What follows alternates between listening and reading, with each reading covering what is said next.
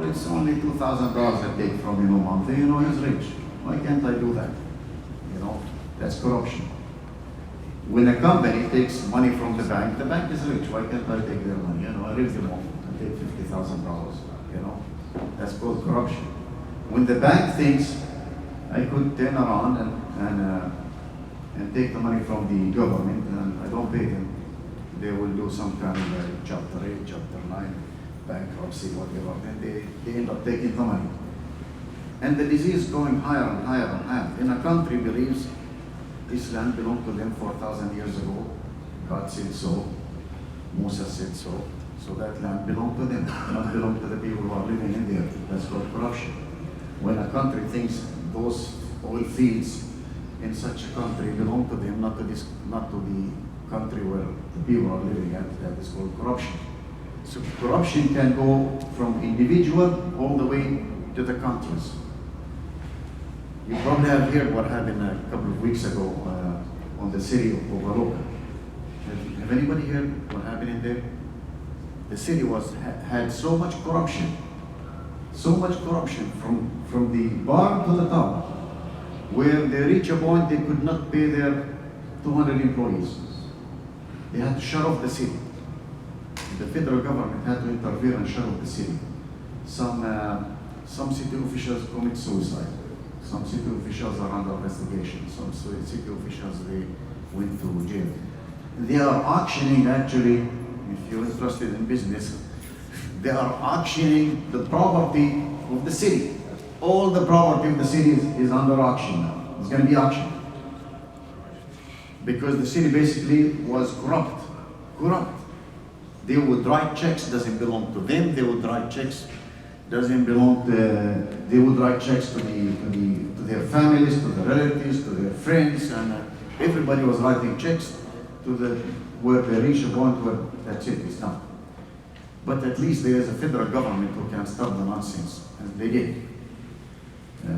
Back home, mashallah, corruption all over the place, no one can stop it. Actually, the corruption now is a lot stronger than the non-corruption, so you try to stop the corruption, you get in trouble.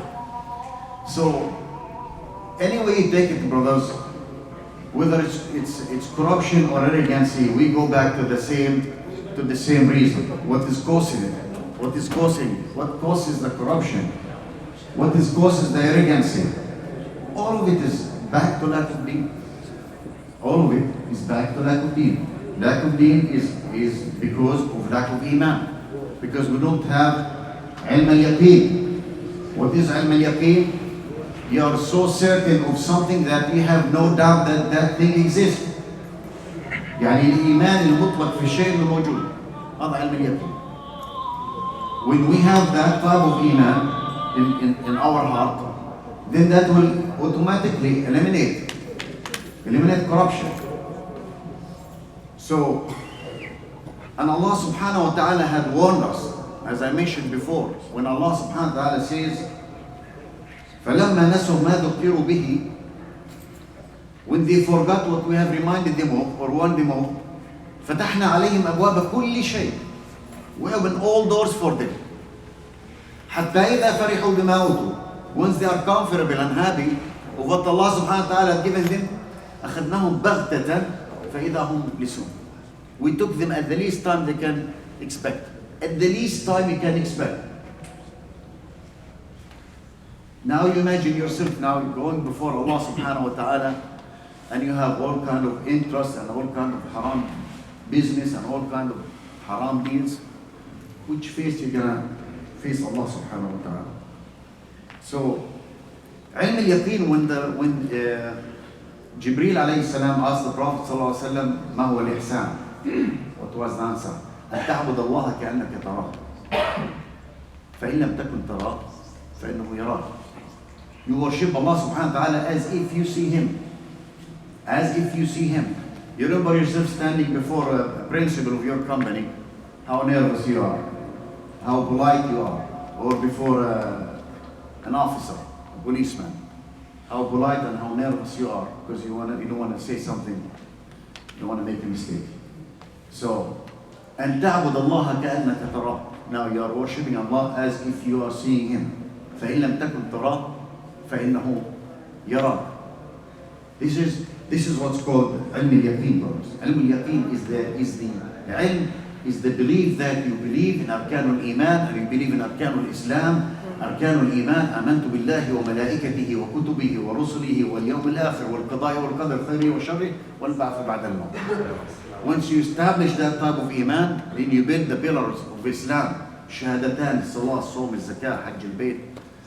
The 5 pillars of Islam. شهادتان الصلاة الصوم الزكاة وحج البيت لمن استطاع إليه سبيلا. You establish أركان الإيمان, then you establish أركان الإسلام, then you start building Islam. So just because you establish Arkan al-Iman and Arkan al-Islam doesn't mean you're now completed your Islam. You just started. الَّذِينَ آمَنُوا وَعَمِلُوا الصَّالِحَاتِ. Once you start doing the righteous deeds, now you are starting building. Now you're starting building Islam. So brothers, I want to get out of the subject for a minute, then come back to the subject. And the reason I'm saying that because I really have a message to all of us. And I really would like your attention. The Prophet ﷺ says, الحكمة ضالة المؤمن فهو أحق بها أن وجدها. The wisdom is the guidance for the moment. He is entitled to it wherever he finds it. You find al-hikmah from a Muslim or a non-Muslim or anybody can find. If you find it, it's not contradicting to our deen. It's a good wisdom. Make a use of it. الحكمة ضالة المؤمن فهو أحق بها أن وجدها. I just heard a hikmah from a non-Muslim that I really like to share you with, and hopefully we can learn from. A couple of weeks ago, I had a meeting with a Jewish attorney to discuss a legal matter. Then we got into personal. He was friendly, so we started getting a little bit personal. I asked him, I said, how many days do you work? He said, I work 4 days. I said, so you have 3 days off every week? He said, yes. I said, can you tell me what you do in 3 days a week? He said, I agreed with my wife. We spent the first day, we play ping pong all day. The next day, we swim all day. And the third day, we dance all day. SubhanAllah. 3 days. I said, can't you make a better use of your time and just go work another day or two being an attorney, making more money? And here's where the wisdom comes. He said, Yusof, I guarantee you go talk to an older person who already retired. And he will never tell you, I wish I had spent more time in office. He will never tell you, I wish I had spent more time at work. He will say, I wish I had spent more time traveling, more time enjoying my time, and so on and so forth. And I said, how old are you? He said, 49. I said, SubhanAllah, I'm 59, I'm working 7 days a week. 7 days a week, working around the clock. Am I going to say one day, I wish I had spent more time in my office or at my work? I might, if I'm a good person, I might say, I wish I had spent more time with my family. I wish I had spent more time with my children. I wish I had spent more time with my parents before they go away. I wish I had spent more time spending time in masajid. I wish I had spent more time in the da'wah of Allah subhanahu wa ta'ala. I wish I had spent more time in the way of Allah subhanahu wa ta'ala. But never will I say, I wish I had spent more time at work. No. So with that in mind, brothers, and I want to continue with the same message. I'm sure some of us remember a brother named Yusof Shakur. Abu Ala, you cannot say no. You remember, right? Brother Yusof Shakur, I was just talking to him a few days ago. He converted, he's from Broward County, converted to Islam about 4 years ago. He's still committed to Islam. He prays Jum'ah prayer on Fort Lauderdale jail. He said there's over 100 Muslims conduct the prayers on Jum'ah. And he said he had to divide the prayers into two prayers because they don't have no space. He said all the masajid, all the jails on South Florida, they're begging Muslims to come and conduct their prayers on Jum'ah, because just about every jail has Muslims in there. Just about every jail. Now, when you grow up, when you say, I wish I had spent some time on that place, for the sake of Allah subhanahu wa ta'ala. So I'm calling, brothers, I'm calling every one of us. If you think you can help, we really would like to start. I asked Brother Shakur, how did you learn how to go to those places, to those jails? He said, brother, I learned it from Jami' Pumping. He said, you guys taught me. Now you don't do it anymore. It's a shame. So, if you are interested, brothers, if you are interested, I would like to call, to come to them to the office after the prayers, or come and talk to me. We would like to form a group of brothers to distribute every Friday. One of us will go. I know you cannot do it every Friday.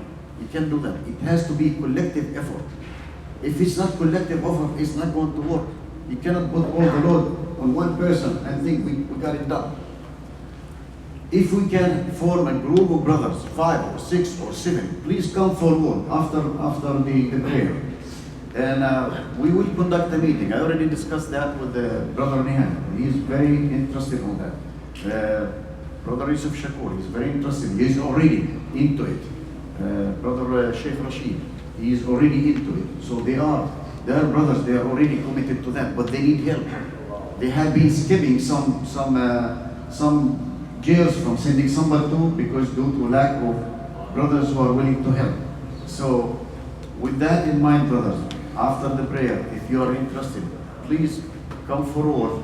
And let's say, when we grow up, I wish I had spent more time in doing da'wah in the name of Allah subhanahu wa ta'ala, versus I wish I had spent time on Las Vegas or cruising or whatever. So I ask all of you brothers to put that in mind and see if you can be part of this good deed. Now, back to our subject, the corruption. The fear of Allah subhanahu wa ta'ala. وَأَنْ لَوْ اسْتَقَامُوا عَلَى الطَّرِيقَةِ لَأَسْقَيْنَاهُمْ مَاءً غَدَقًا. If they just go the right way, they never have to worry. They never have to worry about their income. Just like a wise man says, you ride an airplane, you don't even know who's riding it, who's driving your airplane, and you're not worried. You ride a cruise ship, you don't know who's riding. And Allah subhanahu wa ta'ala, you are worried about your risk here, knowing that Allah subhanahu wa ta'ala is the captain of this life. Allahumma ja'alna min ladhina istama'u al-qawla fattabi'una ahsana. Assalamu alaikum wa rahmatullahi wa barakatuh.